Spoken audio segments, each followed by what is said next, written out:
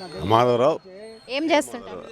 Retired ఎంప్లాయీని అంతే. So ఇప్పుడున్న గవర్నమెంట్లో వైఫల్యాలు వైఫల్యాలంటే చెప్పడానికి చాలా ఉన్నాయి.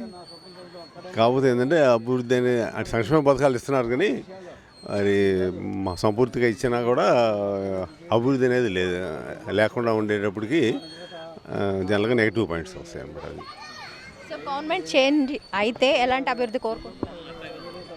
అభివృద్ధి అంటే అంత ఉపాధి అవకాశాలు ఎక్కువ రావాలి, అదే ఒకటి.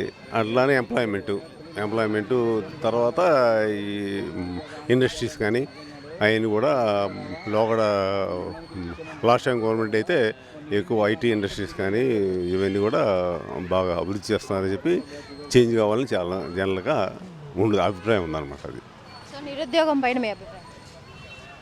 నిరుద్యోగం ఉంది, నిరుద్యోగం ఎక్కువవుతూ ఉంది. ఇక రిక్రూట్మెంట్ తగ్గింది.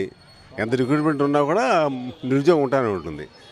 నా అభిప్రాయం ఏంటంటే ఇక్కడ రిక్రూట్మెంట్ అనేది తక్కువ ఉంది కాబట్టి మొన్న ఇది ఇచ్చారు, 2-3 ఇచ్చారు కానీ నోటిఫికేషన్లు, అంతకుముందు ఏమీ లేవు కదా. అది ఇంక నిరుద్యోగ యువత ఎక్కువైపోతుంది.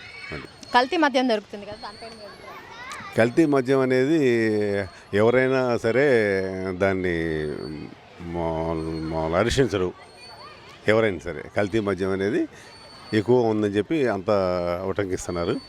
అది మాత్రం అరికట్టాల్సిందే. అది పెమ్మసాని చంద్రశేఖర్ గారి పైన మీ అభిప్రాయం? ఆయన అమెరికా నుంచి వచ్చారు, ఇప్పుడు అంతే బాగా చేస్తానంటున్నారు. అది అంటే అతని గురించి మనకేం తెలియదు కదా. కాకపోతే ఏంటంటే వీ హోప్ ఈ will do much more better then